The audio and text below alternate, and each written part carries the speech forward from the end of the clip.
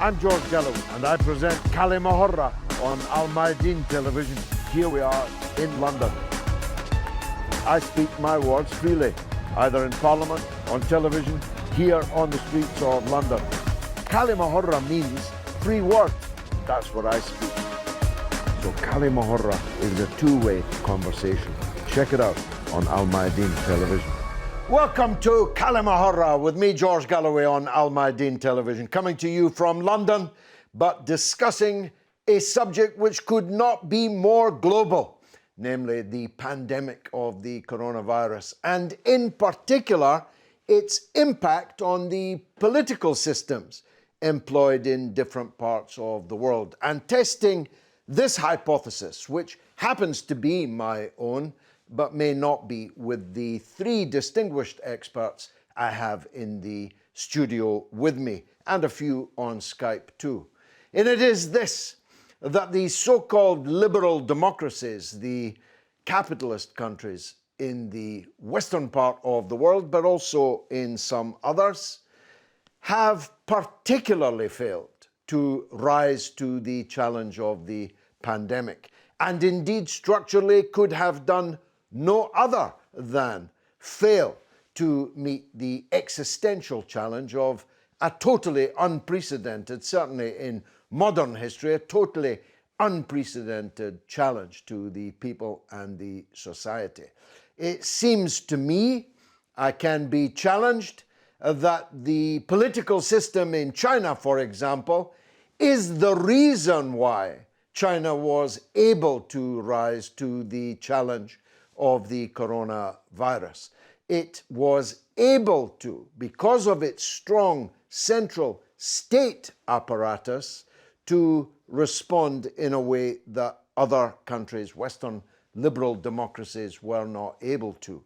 It was able to, with its command economy, move people and resources around in a way which in the United States, for example, is brazenly, obviously, not possible. In fact, the United States seems to be collapsing under the weight of being the world's biggest victim of this virus. The stresses and strains of its often applauded constitution are now actually laying bare contradictions within the US political system, which may have very profound and long-lasting consequences. States are no longer obeying the federal government and its head, the President, Donald Trump. Mayors of great cities are openly defying the governors of their own states, and all of them are utterly failing to marshal the resources that are needed because of the political and economic system that they are a part of. In Britain, we have had 40 years of privatization and austerity, and the national healthcare system, the NHS, has been allowed to rot, to wither on the vine. And now that this challenge has come along, are blatantly, obviously, not up to challenging it, defeating it, or even protecting the most vulnerable people, despite the enormous efforts, Herculean efforts of healthcare workers in France, in Spain, in Italy, in Britain, and in the United States. The battle is not yet, at least, being won, and the possibility of deaths on a scale not seen since the Middle Ages and the great plagues of that period is possible. Imagine, in 2020. And so I'm putting the thesis to my guests and challenging you, the audience, with this question. Is the capitalist, liberal, democratic model actually even able, conceptually, is it able, by definition, to rise to existential challenges like this? I pray and aid only one other piece of evidence. The Second World War required the abandonment of not just certain, indeed many, civil liberties and politics as usual, but required the abandonment of the capitalist model itself. Only the state could wage total war, which was sadly necessary to defeat the challenge of Hitler and fascism in the 1939-45 period. So I'm joined by my guests here, just three of them today, but three of the most formidable arguers, debaters on this subject at this time. Gerry Downing, let me start with you. You are a socialist on, if you don't mind me saying so, on the far left of British politics. What's your take on this, if you like, conceptual question? Are liberal democracies, is the capitalist world, particularly ill-suited to meeting this challenge? Well, I have to agree with you there. Indeed, if we look at what's happened in the United States and what's about to happen in the next 3 or 4 weeks, I think it's going to be an appalling catastrophe. It's clear now that the coronavirus is running through the population. The death rate in New York is absolutely going through the roof. And the governor there has made it clear that this will now run through every city in the United States. Donald Trump is talking about a death rate of between 100,000 and 250,000. And he says if he brings it down to 100,000, that will be a victory. There couldn't be a more obvious condemnation of the social values of neoliberal capitalism than that statement. China's death rate was 3,600. And it ran through the neoliberal economies of Western Europe, Italy, Spain and France very rapidly. And it ran through, and it is running through Britain at the moment.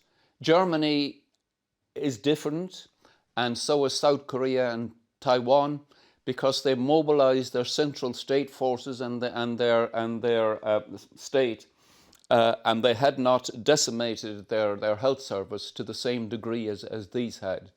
But it will by far and away be the United States that's going to show us the values of neoliberal capitalism.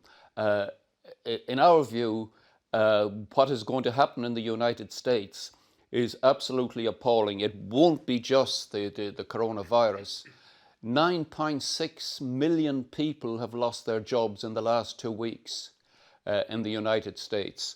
And this unemployment, with no proper welfare state, with no proper health insurance for the people that lose their jobs, is going to be an appalling catastrophe. Because healthcare benefits are usually a package with the job. When you lose the job, you lose the healthcare benefits. You lose the healthcare benefits. So the position of the unemployed is going to be absolutely shocking. On the other hand, I don't see the system in China as the answer to the problem. What I see happening in Britain in particular at the moment, I see two countervailing tendencies developing. I see a central state that is grabbing powers that it must have to stop the coronavirus, but powers that it will be very reluctant to concede when this is over, because they will face a major upsurge from the working class. And I see people who were the scum of the earth 3 months ago now being hailed as the heroes of the situation. So I have a different view of a communist society. I have a view of a communist society that was put forward at the time of the Russian Revolution, that it will come from below, and it will come by an upsurge of the most oppressed that will gather around it the other sections of the middle class, etc., and that will bring us a new society. Jonathan, you're not a socialist. You're not on the far left of British politics. You're a Liberal Democrat. But do you at least see anything in my thesis, if you like, and perhaps the United States being the best example of it, the exemplar of the free market capitalist way of doing things. And yet we'll very shortly, I mean, perhaps by the time this goes out, have a rate of unemployment higher than it did in the Great Depression. Yes, I mean, obviously there is a problem in the American model of so-called liberal democracy, which is quite different from the party to which I belong. But I think really we need to focus on the issue of inequality, because for me, that is what is really being pushed forward by what's happening with COVID-19, and the way that it's the lower earners who are being hit hardest. It's the people who are losing their job at the bottom end of the so-called social scale. And in America, of course, there isn't the provision. And we do still have the National Health Service in this country, but it has suffered from underfunding from conservative governments. And also, we have to say that because of Brexit, thousands of doctors and nurses from other EU member states left the country because they no longer felt welcome or that their future was here. So the system is under enormous strain. But it is interesting, I think, how different countries are approaching the situation in different ways. Germany's already been mentioned, and I think we can learn lessons from that. And we are now in a situation where people are having to confront something which is indeed like a wartime situation, where some doctors are saying it's already happening.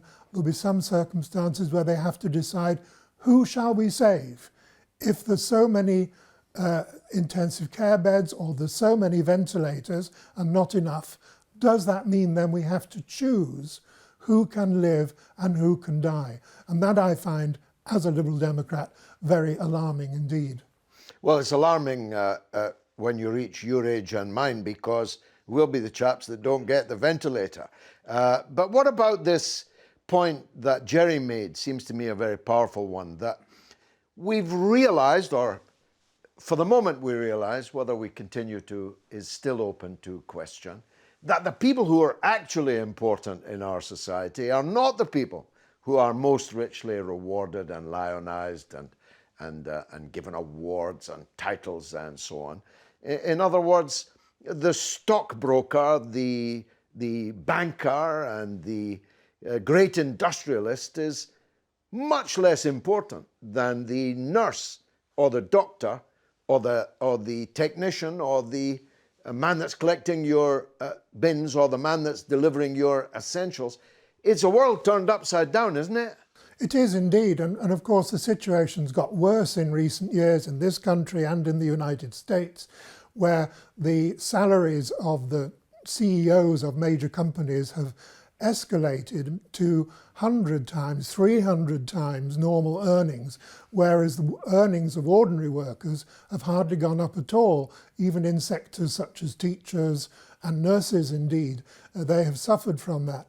Perhaps it's interesting, though, to bear in mind there are other countries in the world that are not so unequal, that don't have those huge not only wage differences, but also in social standing. And interestingly, one of them is Japan, which is one of the most egalitarian societies in the world, and has actually been dealing quite well with the coronavirus problem up until now. Interesting, it has a government that calls itself Liberal Democrat, though it's far to the right of what European Liberal Democrats would see as Liberal Democrat. Interesting. As is the Skype conversation I had with the Reverend Father Frank Gelli, who regular viewers will know is of Italian background himself. I asked him just how Italy, so devastatingly affected by coronavirus, is coping. Let's hear what he had to say. Well, liberal democracy is the ideology, the dogma the West has embraced. Clearly, its response to the present crisis has been very inadequate. And let us recall the Tory party, which is in power now, is the party of privatization, which is one of the benchmarks of liberal democratic ideology. It's the ideology of a free market or free enterprise, but the crisis is forcing the state, the government, to change its tune.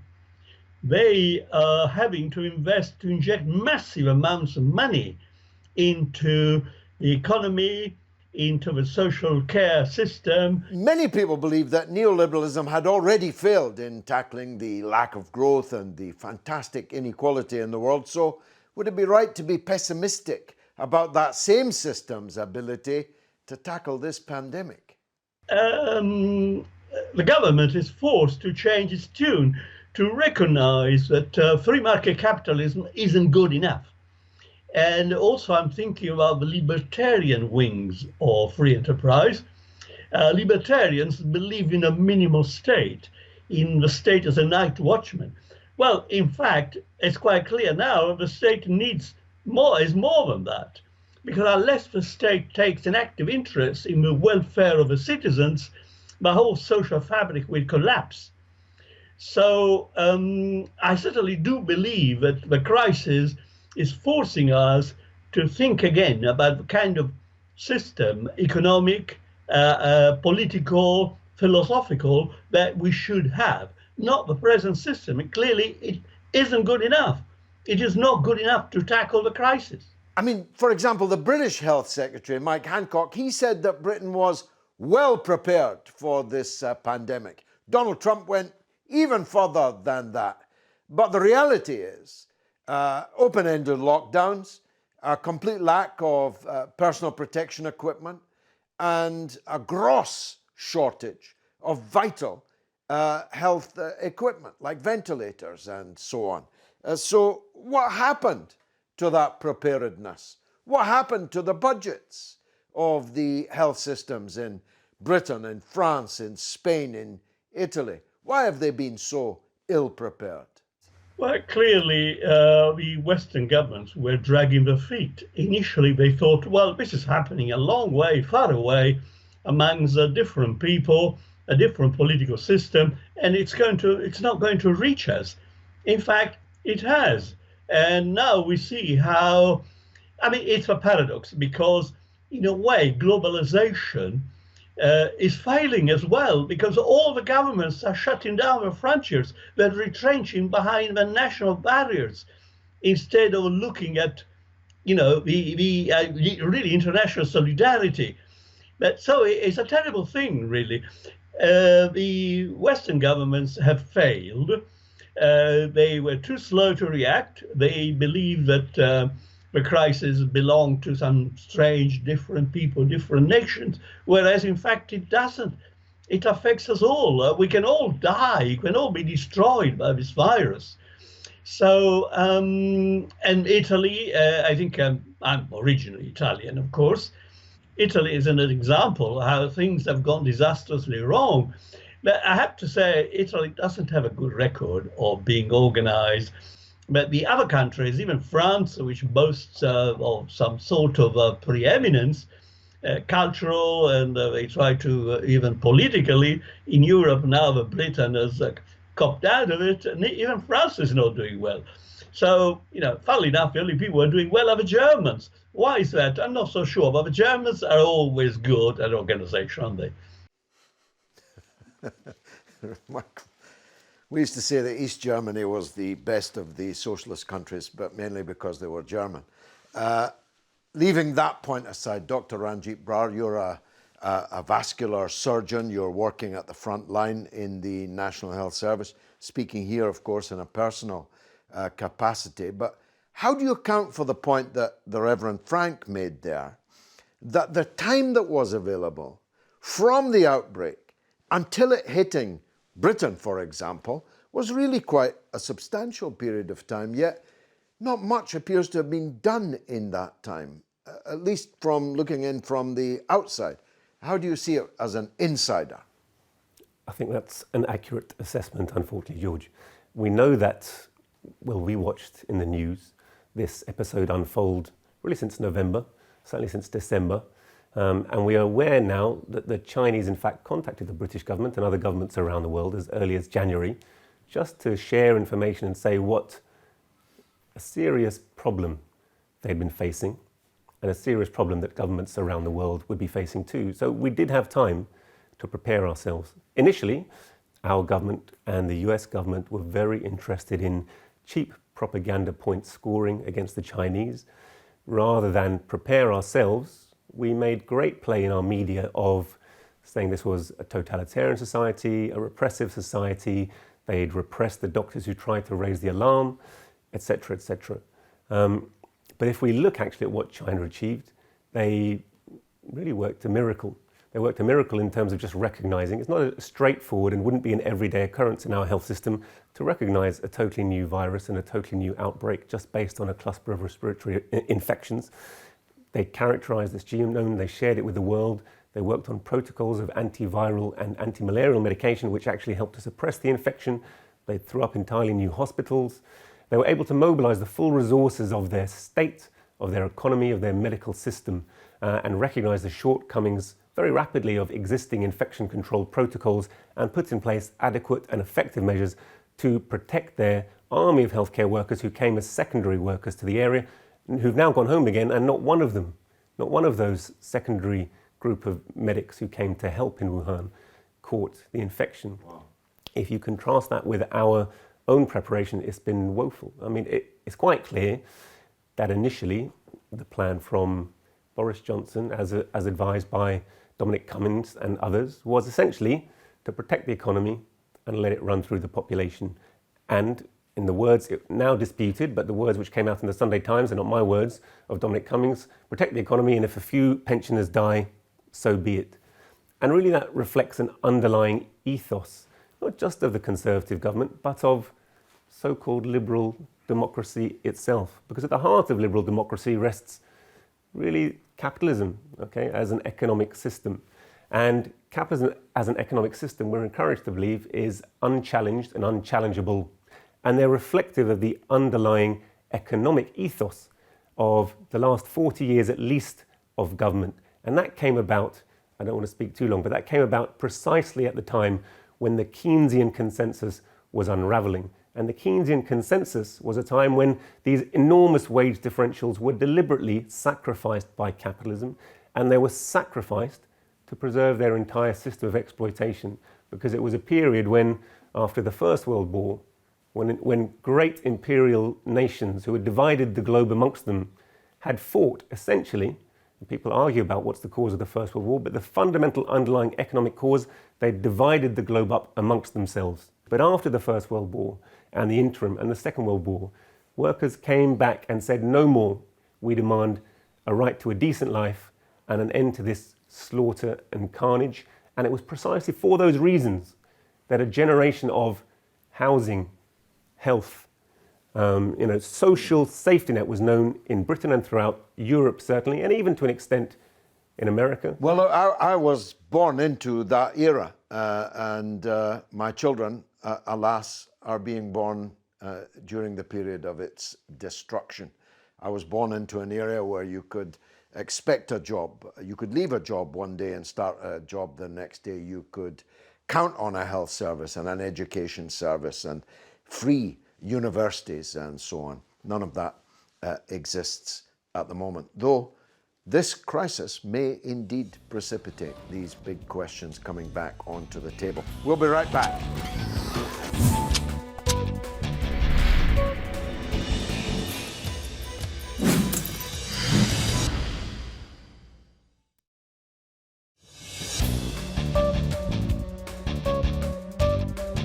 You're watching Kalima Horra with me, George Galloway, here in London, but discussing the truly global pandemic cutting a swathe through people all over the world, but wondering about the political and economic implications of it all. Has liberal democracy, as it likes to call itself, the norm of the capitalist world, in other words, has it uniquely failed? Has it failed precisely because of its own internal characteristics? And if so, will people still want to cling on to such a discredited set of assumptions as they have hitherto?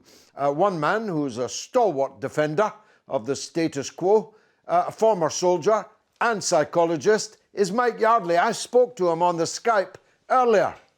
Many people would say that neoliberalism had already failed in tackling lack of growth and fantastic inequality around the world. So would it be right to be pessimistic about the system's ability to tackle this pandemic? Well, I'm a supporter of democracy, but I think this is immensely challenging to liberal democracy.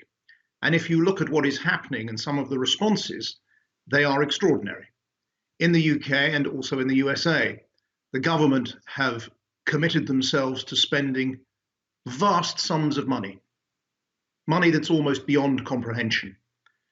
And the consequence of that will be both obviously economic, but political too. Firstly, on the economic front, we will see not recession, but almost certainly depression as a consequence of these vast amounts of money.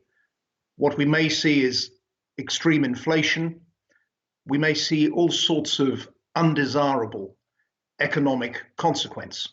Now, as that happens, and as you also see in the USA, for example, the unemployment rate vastly going up, there is going to be a social consequence, and from that, a political consequence.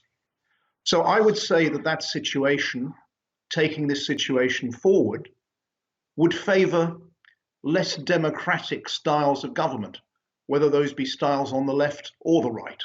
So I would see this empowering both Marxists and the far right potentially. That would be my analysis. Meantime, at the moment, the government seems to have broad support of people, particularly in the UK. I can't speak for the US at the moment because I'm not there. But I do think another undesirable consequence of what's going on at the moment is the political polarization that we've seen in recent years that's been so apparent since the election of Trump, with Brexit in the UK. I think that polarization will be increased. So I think the psychological effect of what's happening will be to increase polarization and therefore potentially to move away from what we have called liberal democracy.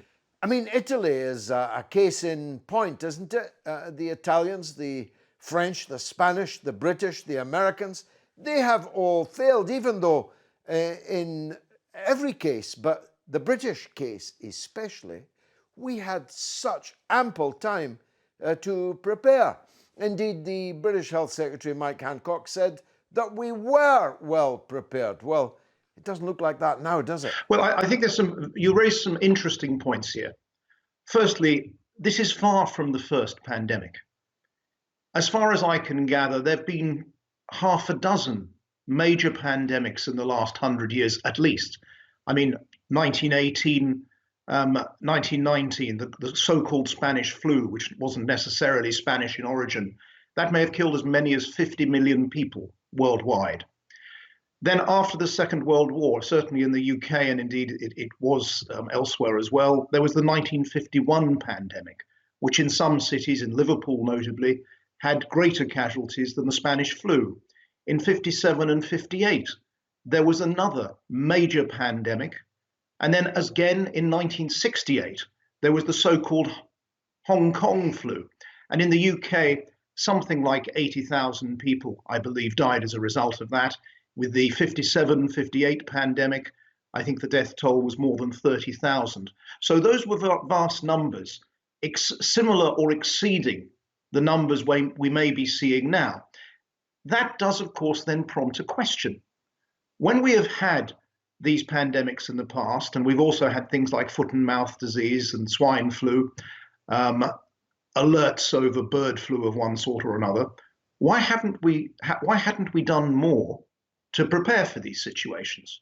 And I think that is a question that people will, when the dust settles, if that's the right thing to say, when the dust settles, they will ask that question of government, and not just of government, but of the scientific and medical establishment. Because I don't think that we are. Quite clearly, we have not been adequately prepared for what's happening. A lot of stuff's happening now. They're trying to create a vaccine. The problem with a vaccine is it's not just making the vaccine, but it has to be proven safe before you use it. There's a major shortage of ventilators, which is a constant subject on the news. Well, there are various companies addressing that.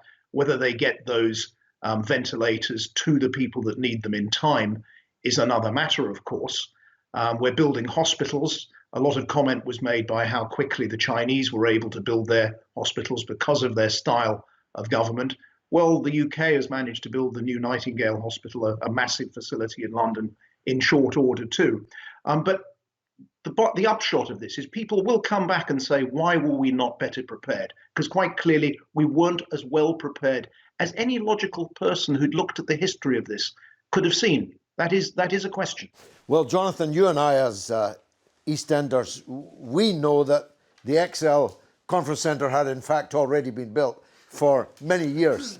The government didn't build it. All they did was put beds and screens into an empty hall. But as a Liberal Democrat, you must be alarmed at Mike's thesis or hypothesis that actually the centre cannot hold, and that the centre is utterly discredited by these events, and that either the left or the right will be the beneficiaries of it. Does that keep you awake at night? Well, I would agree that the centre is under huge pressure and has been for some time. I wouldn't accept your thesis as it's discredited as such. But what we've seen is the rise of populism and of forces of the right and of the far left in some cases, which have attacked the ideas of the political ideas of liberal democracy as well as the economic ideas that we've discussed. But this happened long before coronavirus appeared on the scene, and it's been happening in various parts of the world. And I covered as a journalist in the 1980s various wars in South America, and then the democratization of countries like Argentina and Brazil and El Salvador and so on.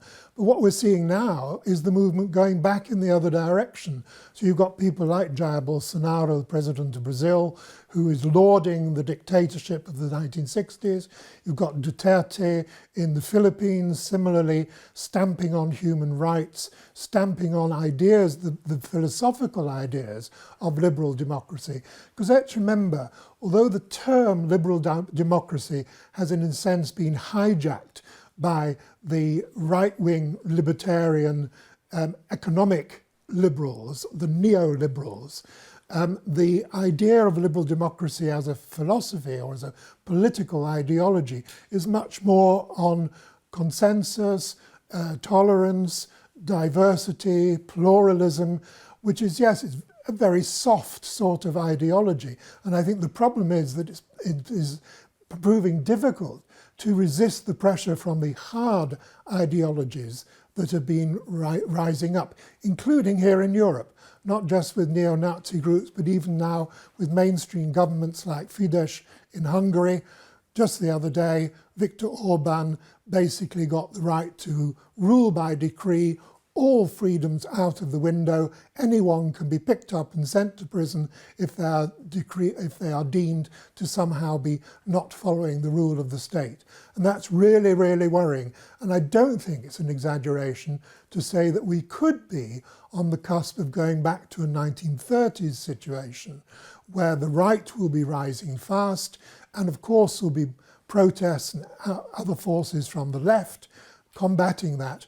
And I think we could see, once the coronavirus problem is out of the way, as it will be at some stage, then a real conflict between these ideologies, as there was in the 1930s. Gerry, I know that you and I have different ideas about what's left and what's right, but China and Russia aren't going to collapse. They're increasingly marching in step. Some of us adhere more to them than to other forces in the world. But are you worried, like Jonathan is, about the potential rise of the far right on the other side, I would say, of the political spectrum?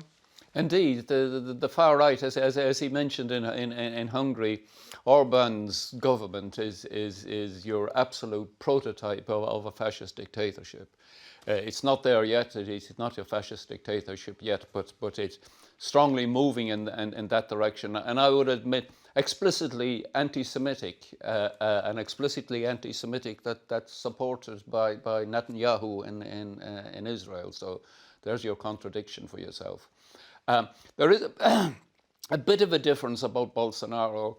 Bolsonaro is a defender of neoliberal capitalism still, and he's faced a revolt by his own local governors in the regions. In fact, 200 million out of the 210 million have said, no, you can't run business as usual in this situation.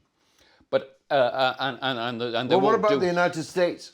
The United States. If the United States is in depression next week, which it could be, indeed with more than 10 million unemployed already, and that curve going to double or more, you could say that the United States is back in the 1930s, in which case will an FDR emerge, or will Trump, I don't know, become Mussolini?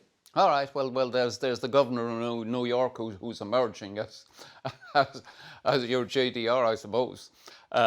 He's sounding more sort of leftist than this is Andrew Cuomo. You think the Democrats might pick him as their nominee? I think it's a bit too late for that, but nonetheless, he has emerged as the figure. And of course, the United States, I would say, is in great danger of drifting to the far right because of the fact that it doesn't even have a social democratic party. It has no party of the left as such. And it is in big danger. But ideologically, I think that the ruling class have a big trump card in their hands, because they can say, look, you mustn't resist this too strongly, because if you do resist it too strongly, you will get a nightmare society like under Joseph Stalin and Kim Jong-un in North Korea. I would mention in that respect that in the 15 years before 1914, that appalling dictator, the Tsar, he executed 1,000 people. In the years 1936 to 38, our good socialist Joseph Stalin managed 1,000 a day. That's what he managed. And people that say that that's the society you have to look forward to don't know what communism is, and don't know what human equality is, and don't know what we have to aspire for. And I don't think you'll ever inspire the cleaners and the nurses and the oppressed of this country to accept that is a society we have to look forward to. China, on the other hand, well, you can say it's never was as oppressive as that. But nonetheless, I would say China is a full-blown capitalist country now. You have Bill Gates and Jeff Bezos is giving hundreds of millions of dollars for the coronavirus. But Jack Ma is also the billionaire, China's billionaire, and he's given his hundreds of billions of dollars. He's giving it to He's given much more, actually, than Bezos and Gates combined. Ranjeet, let me just put what is, for me, Gerry's most important point, that China is just another capitalist country. That can't be true, can it? Because if it was, its performance would be as bad as all the rest of them. Thanks, George. If I could just very quickly come back to this central point of liberal democracy, I think we've got to be very careful of these terms, because they've given to themselves the cloak of being liberal, reasonable, in the middle, centre ground, and therefore they have to be the dominant voice. But demos, kratos, we know means rule of the people. Rule of the people. Coming to China, China unquestionably has a large penetration of capitalism into the market. It absolutely does.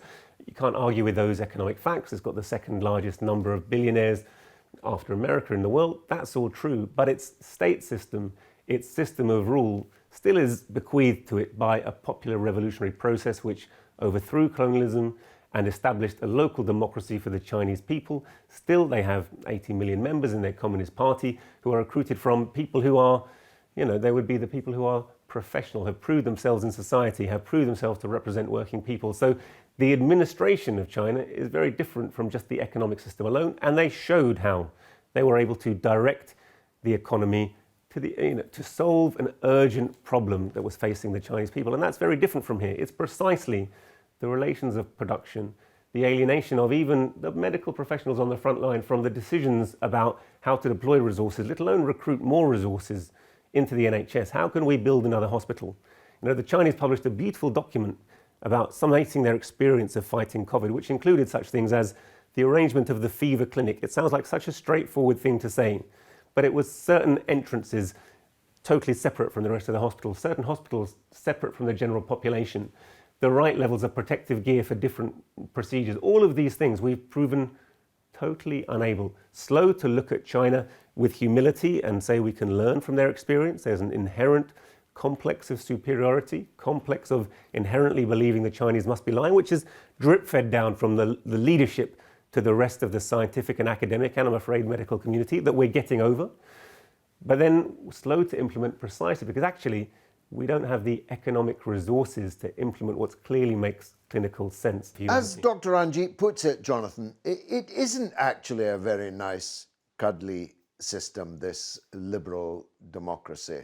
You are very nice and cuddly, but the system of a tiny handful, less than 2 hands full, of billionaires owning as much wealth as half of the world, and when a pandemic comes along, our societies go down like skittles in a bowling alley. You said you rejected my idea that it was discredited, but it sounds a bit discredited to me. I think basically we have to accept, or at least I would argue, that liberal democracy as an ideology or as a term was hijacked in the late 1980s with the decline and then the collapse of European communism. You got people in the United States, in particular with George Bush, father and son, promoting what they saw as liberal democracy. Francis Fukuyama arguing famously, it was the end of history now, there is only liberal democracy and that's how the world's going to be. And it's the American model. And I think we do have to distinguish between the American version of liberal democracy and those countries that follow that line, and what we might call a European model, which is much more close to Italian, Spanish, French, closer to social democracy and an acceptance that there needs to be a balance between the market and corporate, social responsibility. So I think that distinction is important to be made. So that's why I don't believe that the European version is yet discredited as such. But I fear that Britain has been going, under the Conservatives, much too far towards the American model. And on this issue, for example, of why the disaster of the pandemic being dealt with now, there was an exercise in 2016, because as has been mentioned earlier, there are pandemics cyclically. And there was an exercise in 2016 to see how would Britain deal with the pandemic, and it was shown that the NHS was not prepared enough to be able to do it. And did the government take the necessary steps? No, it didn't. That's certainly discredited form of liberal democracy, if you wish, but I would call it conservatism. Yeah, but much of the ideology that lies behind the prevailing orthodoxy in the British form certainly, and the American, is a kind of libertarianism, that the state should be small, that the state should be the night watchman rather than the regulator right in the center of things in the way that the Chinese state is. So that, for example, you had a horse racing festival at Cheltenham in the early, but not that early, stages of this pandemic. 40, 60, 80,000 people went there over the course of 9 days, and it acted as a super spreader. Now, the argument against cancelling it was a libertarian one. Well, freedom of action and the people's right to do what they like, the state shouldn't be so draconian and so on. You see the point I'm making? You see the tension between this liberal democracy and the country doing what its political leadership needs to be done, but is unable to have its will carried through. Well, certainly the current Prime Minister, Boris Johnson, is a libertarian. That is his basic ideology. But I certainly wouldn't call him a Liberal Democrat. And I think that has been this basically takeover by so much of the political space in Britain by people who have accepted the idea of the free market economy.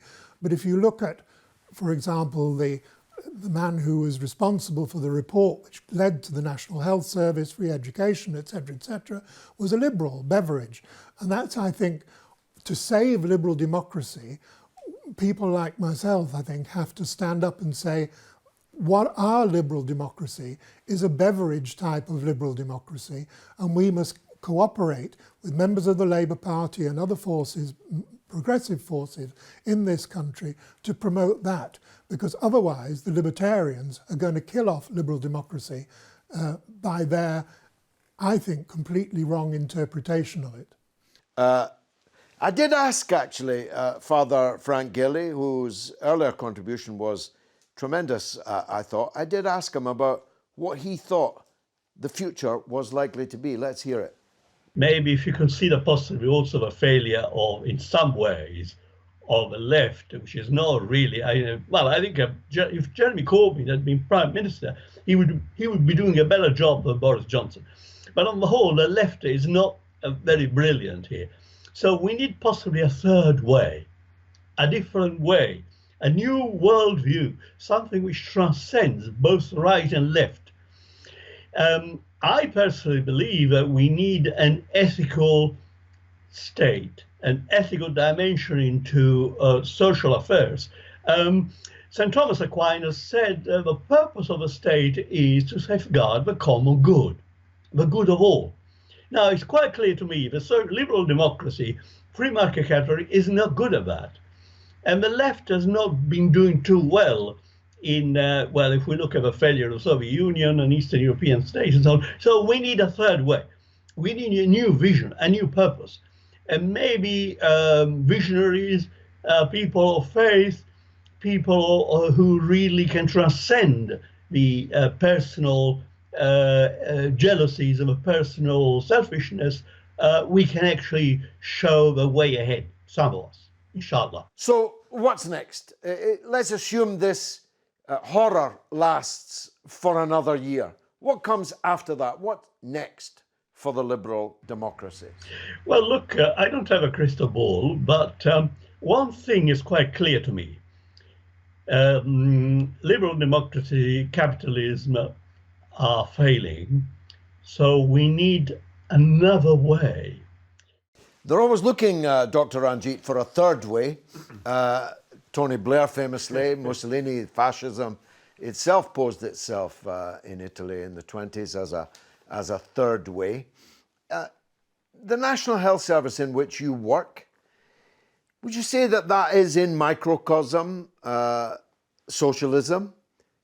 How would you compare the idea of a National Health Service to the kind of society that many people might start demanding after this is over? After all, in 1945, thanks to the Beveridge Report, people emerged from the war and dumped Winston Churchill out of Downing Street because they were determined that after the privations of the 1930s, the struggle, epic struggle of the war, that they would not go back to what they had before. Thanks, George. I think it's a reasonable analogy. The National Health Service, in a way, in a country which is losing its religion, has become recognised by all as something that all working people and the vast majority of our fellow countrymen have a great deal of faith in. It touches all of our lives. It changes radically our life chances. I know myself, if I got a terrible infection and needed treatment intensive care, that the bill for that care would run into tens and hundreds of thousands of pounds. It's not something that I or my family could afford without the National Health Service.